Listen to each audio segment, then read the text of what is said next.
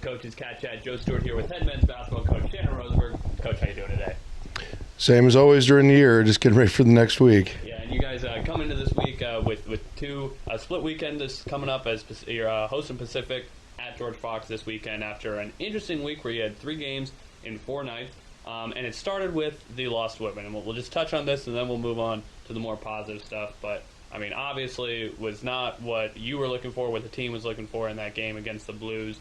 Kind of what went wrong and what was missing on Friday night? Everything. We don't have enough time to list all the things that went wrong. We just weren't ready to play, and the results, I think, were testament to that. Yeah, but then the turnaround the next day is obviously Whitworth. That is no slouch team either. We know how good those two programs are year in and year out. And you guys come away with an 86-79 win. You started 5 seniors for the first time all season. Just from your perspective, going through those 24 hours, what changed? The only thing I can point to is I just challenged the seniors and I threw them out there, and they rose to the occasion. And I think they were, embarrassed on Friday, and they came back with some urgency and redemption, I suppose, in mind. But they played an amazing game on Saturday. Execution things. What was some of the stuff you liked against Whitworth? Well, I just think we played within ourselves a lot more. We took care of the ball. We found the right amount of patience when we needed it.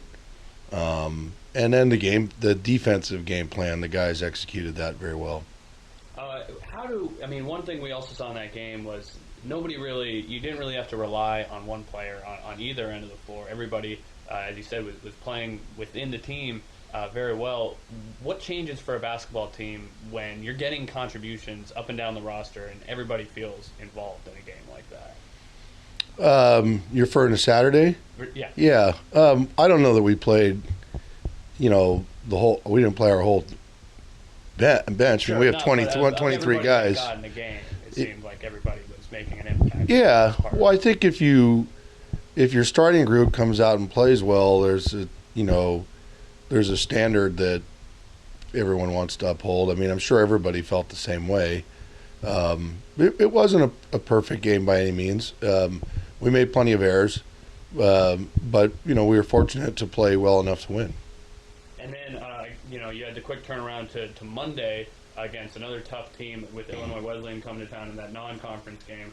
76-68 loss, and you were down 8 at half, but it seemed like a ton of resiliency was shown in that second half, even though rebounding wasn't going your way in the first half. In the second half, you ended up being up on the boards, shot it much better in the second half. What did you like out of the team response after halftime in that one?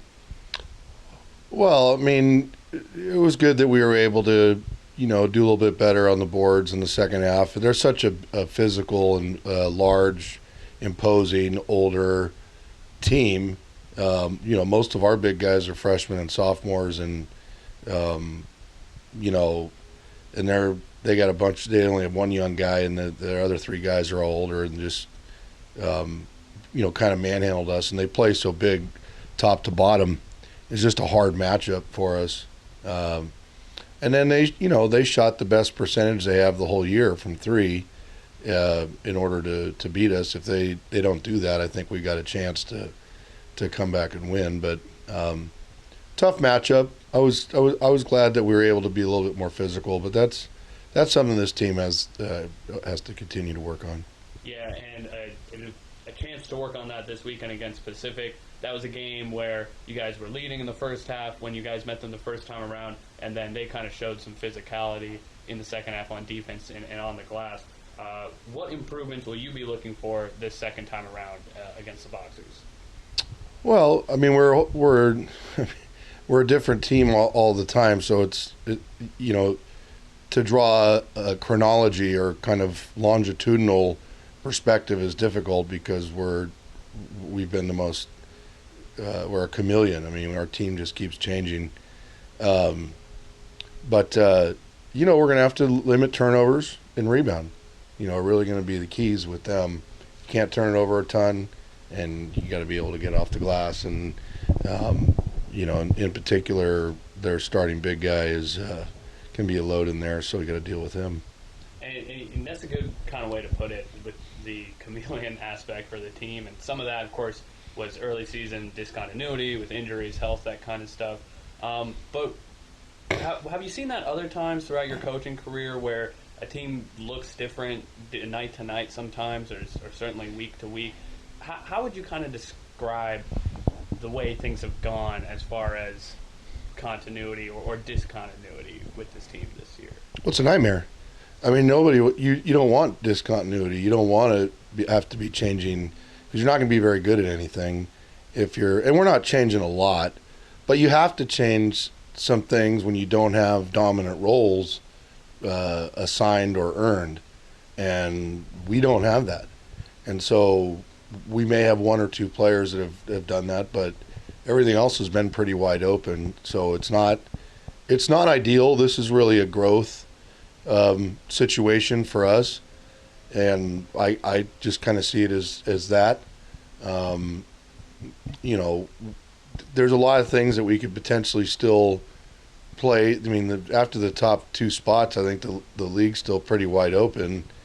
So there's that stuff, but I'm not concerned with that, honestly. I just want us to keep trying to get better week to week.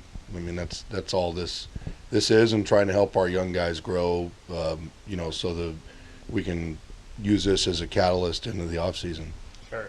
And again, against George Fox, that starts a run of 4 straight games on the road, and you guys end the year with 6 of 7 on the road. What kind of challenges, but potentially also opportunities, will that pose for this young team?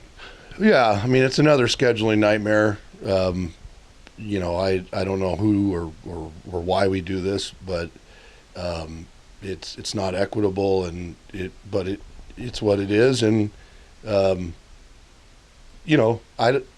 me, it's nothing. We're not even going to talk about it. We got to get better. I mean, we got to keep getting better. We got to keep playing harder. We got to keep pushing each other to be better. Other than that, nothing else really matters. The other stuff's just incidental. This team has to play catch up in many ways. We're so far behind kind of the season curve, and that's what disruption does for you. It puts you back. It sets you back weeks, and in our case, I think even a month or so. So we're still playing catch up, and that's what we're trying to do. Do you think things have a chance to stabilize over the final 6 weeks of the year, hopefully? We'll see. I mean, there's always a chance. I mean, it is stability. We're getting possibly into a little more continuity here going down the stretch, but you never know. There's a lot of things that that senior group has to continue to play really well this week. If they get their lunch handed to them in practice, then you got to scratch your head again and wonder what we're doing. So it's, again, with this team, I can't really predict any of that. If we can keep playing the way we did on Saturday, and I think for a good portion of Monday's an impossible deal.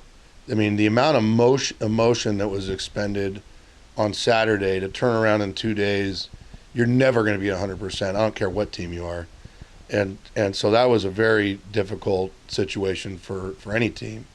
But I think that clearly there was a higher level of play on both Saturday and Monday. And so we need to really just focus on that and try to aspire to meet that standard and continue to have all of our players improve.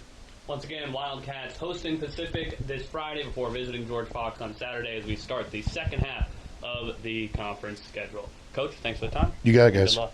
All right, thanks.